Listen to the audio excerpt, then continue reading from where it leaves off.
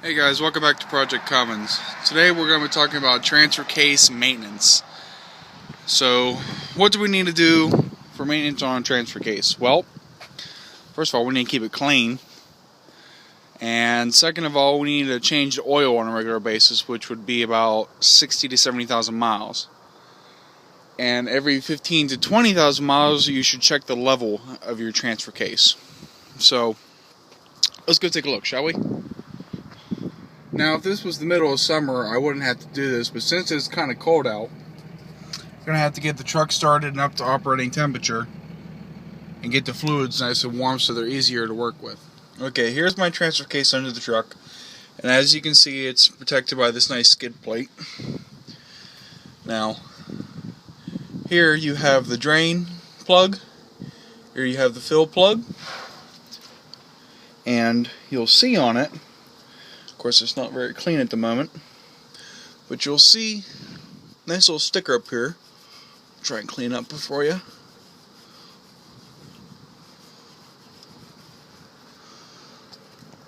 See that sticker?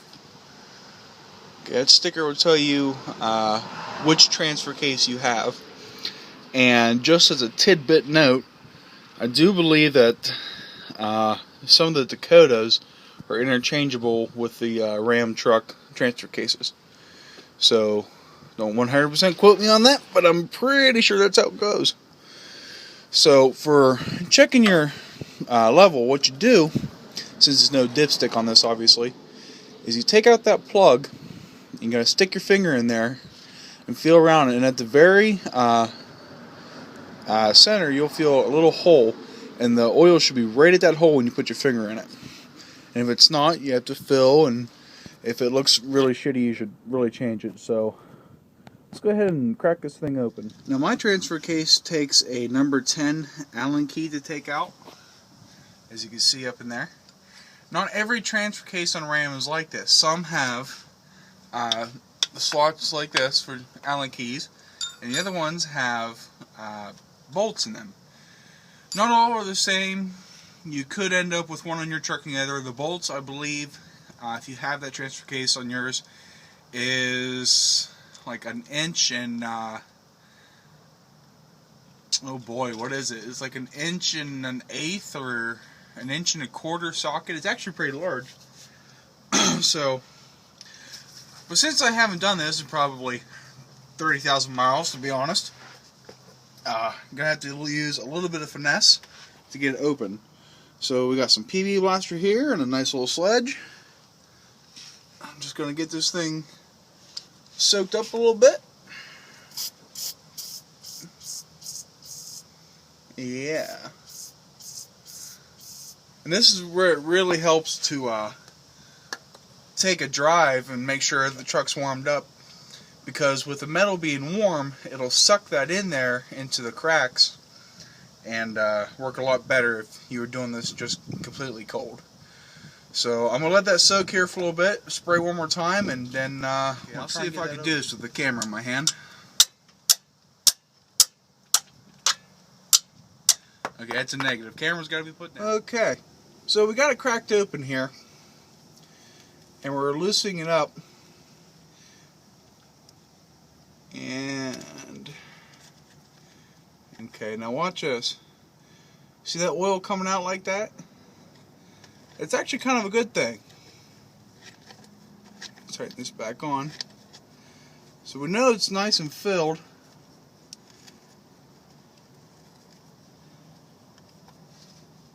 Stop that there.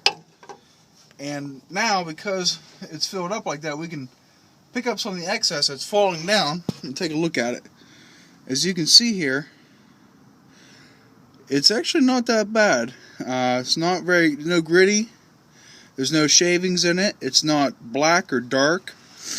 If it's black, that's bad. So you want to give it a smell. Smells good. And what do I mean by it smells good? I don't smell anything burnt. Doesn't smell hot, as in something's been grinding or smoldering, burning, so on and whatnot. It's really not a dark color. It's dark as in it's been used but not dark as it needs change now. So everything really looks good. Ugh, get the fuck off. So that's actually a really good check if you ask me. Now when going and putting this plug back on, since we're not going to change it, everything looks just fine. You're supposed to tighten it down to, I believe, 20 foot-pounds. But this is just one of those times that we're going to use the good German torque spec of Gutentight. So let me get this tightened back since down. everything looks good and we're not going to change the fluid, we're going to go ahead and we're going to talk about what fluid would we use if we would change it. And what you want to do is you want to use an ATF fluid, or automatic transmission fluid. I have some here from Lucas, and as you should know by now, I use a lot of Lucas products. And with this, I also use 50-50% on the heavy duty oil stabilizer. Your transfer case will love you for using the heavy duty stabilizer. It loves a thicker oil. A lot of guys will use AMSOIL gear oil, or my favorite, Royal Purple gear oil in their transfer cases. So this is what we would use. Dodge actually recommends that you use ATF +4 or equivalent, and this is just fine. This is awesome right here. So, all right, now I have a manual transmission. I have a manual transfer case. What if I had an electronic one? What's going to be the difference in maintenance between the two? Not a fucking thing. They're the same thing. On the electronic ones, you'll see where it has the electrical inputs going into the transfer case. And if you ever really had a problem with it switching over, what you could do is you could take off that electrical connection, and with some quick evaporating electrical degreaser, spray the connection, plug it back in, and try it again. The biggest thing about parts, and this isn't just on our trucks or our cars, this is on anything man-made. Anything man-made. Use it or lose it. I can't tell you how many times I see older couples, and and I feel real bad every time this happens, but an older couple, they had a car and they bought it, new, and they've drove it for the past 60,000 miles, and one day they have like their grandkids or something in the back, and they go to put down the rear windows, and next thing you know, the window falls into the door. Well, they probably don't use the rear windows very much, so they're not using the track system in the door. If you don't use mechanical devices, they're gonna fail very quickly. So use it or lose it. That's really your only options. And of course, make sure it's clean, keep all of the dirt, grime, and grease off of it. Use a shit ton of degreaser. As someone said before, I do go through a lot of degreaser, and it's a good thing because older trucks, they start to rattle and start to leak oil, and oil gets everywhere, builds up grime and dirt and grease, and it can really do some damage to your vehicle. So keeping a healthy amount of supply of degreaser around is great. And you can see, I buy them by the 5-gallon jugs. Ship right to the house, mix it with 50-50 water, and I use the shit out of it. So keep it clean, check your oil every 15 to 20,000 miles, and remember our checklist there.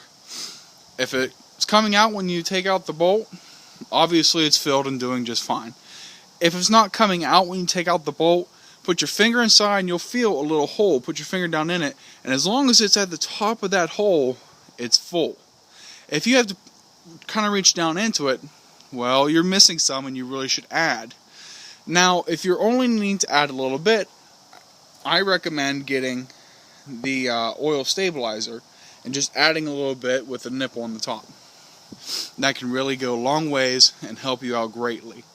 If it is black, or it's gritty feeling, or there's metal shavings, or if it smells bad, or even if you're just nervous, go ahead and replace it. There's nothing, oil's not that expensive. It's worth the change. So keep up on your maintenance, and this was actually submitted by a viewer that wanted to see what regular maintenance was, and I applaud that. If anyone has this kind of questions, let me know. Maybe there's a way that I can help you. So if there's anything else you want to know, just go ahead and give me a comment down below. Hit that like button, and I'll catch you guys next time. See you later.